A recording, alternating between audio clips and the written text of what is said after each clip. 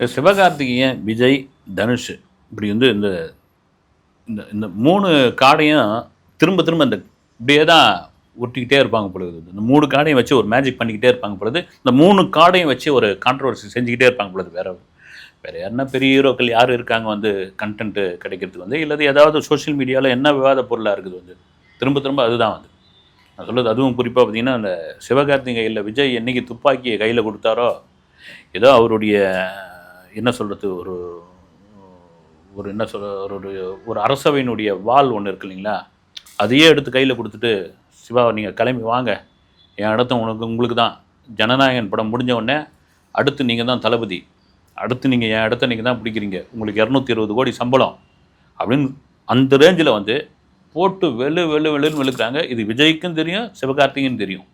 விஜயோட இடத்தை பிடிப்பதற்கு இவ்வளோ ஆண்டு காலம் முடியாது, அதுக்கு ஒரு பெரும் ஆண்டு காலம் வேணும். விஜய்க்கும் தெரியும் சிவகார்த்திகேயன் வராரு, அவர் ரஜினியாக மாறுவாரா, விஜயா மாறுவாரா, கமர்ஷியல் டைரக்டராக மாறுவாரா, அமரன் மாதிரியான ஒரு படம் கொடுப்பாரா, நம்ம இடத்த ஒரு வேளை தொடணும் அப்படின்னா அதுக்கு ஒரு காலம் இருக்குது.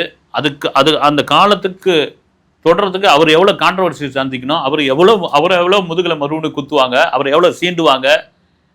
நமக்காவது எஸ் சந்திரசேகரன் ஒரு அப்பா இருந்தார், அவருடைய பின்னணியில் இருந்தோம், அவர் எல்லாத்தையும் பார்த்து செஞ்சார். சிவகார்த்திகேயன் வந்து எந்த இதுவும் இல்லாமல் கையை ஊனி கரணம் போட்டு வந்தவர் தானே அவர். இதெல்லாம் இருக்கும். ஆனாலும் பார்த்தீங்கன்னா ஏதாவது ஒரு வகையில் ஒரு கான்ட்ரவர்சி வந்துக்கிட்டே இருக்கும். இது வந்து பார்த்தீங்கன்னா சிவகார்த்திகேயன் தனுஷ் சிவகார்த்திகேயன் உங்கள் 2 பேருக்கும் ஆகாது. அவர் தானே இப்போ வாய்ப்பு வாங்கி கொடுத்தவர், இவரை நீ மதிக்கலை. தனுஷ் வந்து சிவகார்த்திகேயன் தான் கட்டுப்பாட்டிலே இருக்குன்னு நினச்சாரு, அவர் வந்து உடச்சிக்கிட்டு வெளியே வந்துட்டார். இது ஒரு பக்கம். சினிமாவில் இல்லைங்க, எந்த துறையில் யாரையும் கட்டுப்படுத்தவே முடியாது, அதுதான் உண்மை. ஒன்றுமே பண்ண முடியாது. என்னன்னா சுற்றி வளைச்சு பேச வரல. சிவகார்த்திகேயன் 2 நாளைக்கு முன்னாடி நடந்த ஒரு விழாவில் எனக்கு மூளை கம்மி தான் அவர் சொல்கிறார் வந்து, எனக்கு மூளை கம்மி தான், பொதுவாக நடிகர்களுக்கு மூளை கம்மி தான், அதை கம்மியாக இருக்க வச்சு தான் நாங்கள் வந்து ஒரு ஸ்டாராக இருக்கிறோம், நான் ஸ்டாராக இருக்கிறேன் அப்படின்லாம் சொல்லிட்டு இருந்தார்.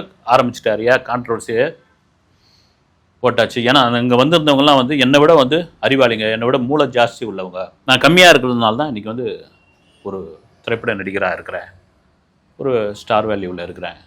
அப்படி அதிகமாக இருந்திருந்தால் இங்கே தான் பாயிண்ட்டை நீங்கள் கவனிங்க, அப்படி அதிகமாக இருந்திருந்தால் அந்த டைரக்டரை நான் போட்டு டார்ச்சர் பண்ணியிருப்பேன், அந்த டைரக்டர் தூங்க விட்டுருக்க மாட்டேன், அந்த டைரக்டருக்கு இந்த சீன் என்னங்கன்னு கேட்டிருப்பேன், அப்புறம் இந்த காட்சியை எடுக்கிறீங்கன்றேன், இந்த டைலாக் வந்து எனக்கு புரியலன்னு சொல்லியிருப்பேன்.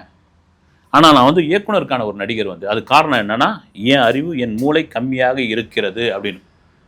ரைட், ஓகே, எடுத்து இது ஒரு விவாத பொருளாக ஆரம்பிச்சிட்டாங்க. அப்போ மூளை கம்மின்னு யாரை சொல்கிறீங்க? அப்போ நடிகர் பூராவுக்கு மூளை கம்மியா? இப்படி ஒரு குரூப்பு. ஆமாம் சிவகார்த்திகேயன் சொல்கிறது கரெக்ட் தான், இந்த நடிகங்கள்லாம் மூளை இல்லாதனால தான் உண்மையை ஒத்துக்கிட்டாரு. விஜய் மாதிரியான ஒரு நடிகனை வந்து இன்றைக்கி வந்து தமிழ்நாட்டினுடைய 2வது பெரும் தலைவராக டிஎம்கே வெர்சஸ் டிவிகே வெர்சஸ் டிஎம்கேன்னு பேசுகிற அளவுக்கு கொண்டு வந்து நிறுத்தியாச்சு. டிஎம்கேலாம் எவ்வளோ பெரிய ஒரு பாரம்பரியமான கட்சி, உனக்கு அரசியல்னா என்னன்னு தெரியுமா விஜய்க்கு? இவர் வந்து ஒரு கத்துக்குட்டி, கரெக்டாக தான் சொல்லியிருக்காரு சிவகார்த்திகேயன். இல்லை சிவகார்த்திகேயன் திட்டமிட்டு விஜயை தாக்கியிருக்காரு. இதனுடைய அர்த்தம் என்ன? இந்த இந்த விழாவுக்கும் அவர் பேசின பேச்சுக்கு சம்மந்தம் இல்லாத ஒரு விழா தான். ஏதோ ஒரு ஆப் ஒன்று ரிலீஸ் பண்ணியிருக்காங்க, முழுமையாக எனக்கு தெரியல, ஏதோ ஒரு செயலி ஒன்று ரிலீஸ் பண்ணியிருக்காங்க. அந்த செயலிக்காக வந்தவர் அவர் வந்து இப்போ வந்து இவரை தான் தாக்கியிருக்காரு. விஜய் மேலே ஒரு வன்மம் இருக்குது, தான் தான் அடுத்த விஜய் அப்படின்னு சொல்கிறத வந்து சிவகார்த்திகேயன் ரசிக்கிறாரு, வெளியே வந்து நடிக்கிறாரு. இல்லைங்க அதெல்லாம் கிடையாதுங்க, இல்லைங்க ஏங்க நீங்கள் வந்து அவர் எங்கெங்க நான் எங்கெங்கன்றாரு. அதை வந்து யூனிட்லேயோ மற்றவர்களோ மீடியாவோ சொல்லும் பொழுது அப்படி உட்காந்து அது வந்து விஜயசூர்யா ஸ்பைடர்களுடைய மனநிலையை தான் வந்து ரசிக்கிறாருன்னு ஒரு பக்கம்.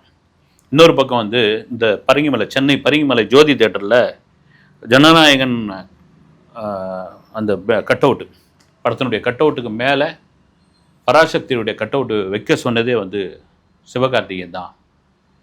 எப்போவுமே வந்து நான் தான் மேலே இருக்கணும், நான் தான் அடுத்த தளபதி அப்படிலாம் சொல்லி அந்த கட் அவுட் அப்புறம் இறக்கி வச்சு கீழே கட்ட வச்சதெல்லாம் உண்டு. இதெல்லாம் தாண்டி ஜனநாயகன் தான் முதல்ல பொங்கலுக்கு ரிலீஸுன்னு அனௌன்ஸ்மெண்ட் கொடுத்தாங்க. இல்லை உடனே வந்து அனௌன்ஸ்மெண்ட் கொடுங்க நான் வரேன்னு சொல்லி இவர் வந்து வந்தவர் தான் சிவகார்த்திகேயன், வேணும்னே வந்தவர் தான் அப்படின்னு. ஆனால் நல்லாவே தெரியும் பராசக்தி தான் முதல்ல வந்து அனௌன்ஸ்மெண்ட் கொடுத்தாங்க பொங்கல் வெளியீடுன்னு.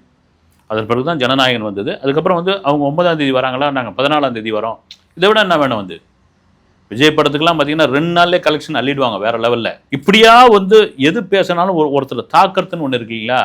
எனக்கு தெரிஞ்சு இப்போ சிவகார்த்திகேயனே இந்த கண்டென்ட் வேணும்னே கொடுத்துட்டு போனாரா, இல்லை வந்து இது யதார்த்தமாக பேசினாரான்னு தெரியல. அது இதை கொண்டு வந்து எங்கே ஜோடிக்கிறாங்க அப்படின்னா, இல்லைங்க இவர் விஜயெல்லாம் சொல்லலை, விஜயெல்லாம் அடுத்த சிஎம், அவர் வந்து விஜயெல்லாம் வேற லெவலில் போயிட்டாரு, விஜயெல்லாம் இவர் பேச்செல்லாம் அவர் கேட்குற மாதிரி இல்லை, விஜயோடைய ரசிகர்லாம் தொண்டர்களாக மாறிட்டாங்க. அவங்க பார்த்தீங்கன்னா வந்து சேலத்தில் வந்து மக்களை சந்திக்கலாமா, புதுச்சேரியில் போயிட்டு வந்து ரோட் ஷோ பண்ணலாமா, அடுத்த மாநாடு எங்கே, அண்ணா திமுகவிலேருந்து யார் பிச்சுன்னு வர போகிறாங்க, திமுகவிலேருந்து என்ன அமைச்சர் வரப்பாங்க, ஆதவர்ஜுனா கூட பேசியிருக்காரு ஒரு பேட்டியில். பார்த்தீங்கன்னா 2 முக்கியமான திமுக அமைச்சர்கள் பிப்ரவரி மாதம் வந்து தாவேகாவில் இணைய போகிறாங்க. அவர் ரேஞ்சு எங்கேயோ போயிட்டுருக்கு.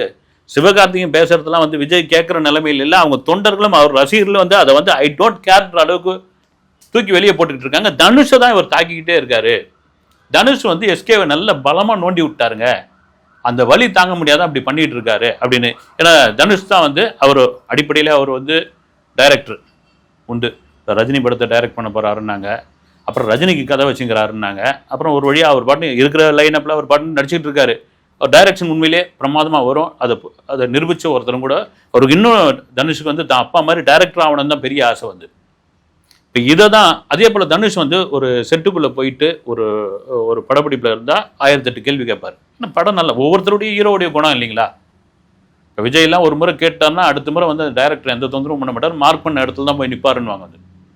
நீங்கள் அஜித்துக்கெல்லாம் முன்னே நடிக்கிறதுக்கு முன்னாடி அந்த சீனை வந்து அப்படியே ஓட்டின பிறகு அதுக்கு அவர் என்னென்ன டவுட்லாம் இருக்குதோ அந்த டவுட்லாம் கேட்ட பிறகு, சார் இதான் டவுட்டு, ஓகே ஓகே பிரதர் அப்படின்னு சொல்லிட்டு அவரும் போயிட்டு நடிச்சிடுவார்.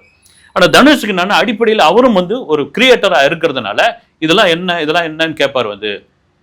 இவர் வந்து திட்டமிட்டு தனுஷை தான் அடிக்கிறார் இவர் எஸ்கே அப்படின்னு. இப்படி இந்த சோஷியல் மீடியாவை பரபரப்பாக்கி விட்டாச்சு வந்து ஒரு பக்கம்.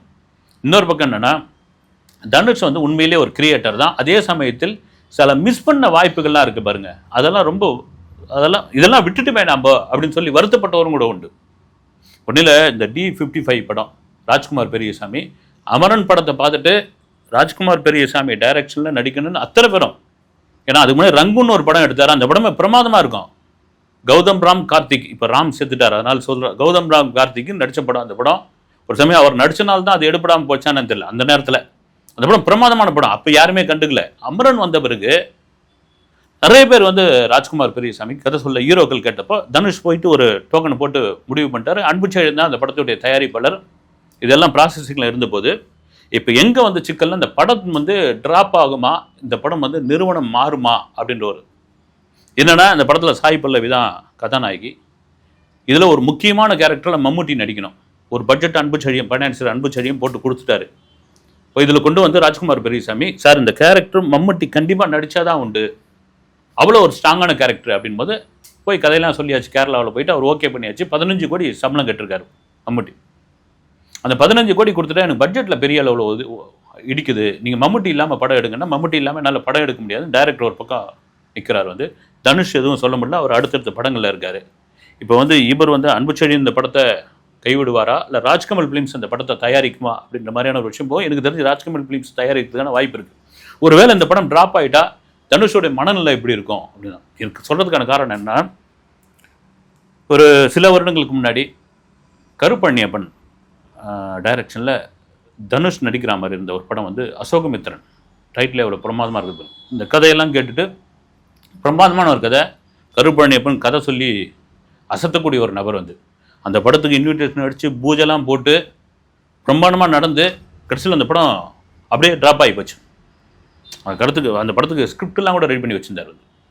இன்னும் கேட்டால் மாதவனுக்காக ஒரு படம் பண்ணுறதா இருந்தது, கிராமஃபோன்னு ஒரு அந்த படத்தோடைய தலைப்பு. ஆனால் அது இன்னும் டேக் ஆஃப் ஆகலை, வெறும் பேச்சுவார்த்தையோடு இருந்தது. அந்த சமயத்தில் மாதவன் வந்து நான் டைரக்ஷன் பண்ண போகிறேன் சார், இந்த பேர் நம்பி நாராயண பயோபிக்கில் நடிச்சாருங்களா, அதை நானே டைரக்ட் பண்ண போகிறேன்னால அவர் போயாச்சு.